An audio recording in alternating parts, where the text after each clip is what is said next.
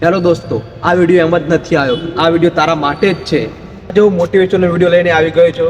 તમે જો મારો વિડીયો જોઈ રહ્યા હોય તો સબસ્ક્રાઇબ કરજો, સપોર્ટ કરજો. જો તું થાકેલો છે, જો તું નિરાશ છે, જો તું હિંમત હારી ગયો છે, આજે હું તને હિંમત આપવા આવ્યો છું.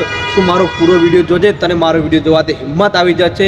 મારો વિડીયો સ્ક્રોપ ના કરતો, પૂરો જોઈ. લોકો કહે છે કે તારાથી નહીં થાય, પણ આપણે બંનેને ભેગા થઈને લોકોને સાબિત કરવાનું છે કે મારા અંદર હિંમત છે, હજુ શક્ય છે, હજુ હું કરીશ, પ્રયાસ કરતો રહી અને એક દિવસ સફળતા જરૂર લાવીશ. લોકો કહે છે તારી પાસે શું છે, લોકોને તું કે મારી પાસે હિંમત છે, હિંમત.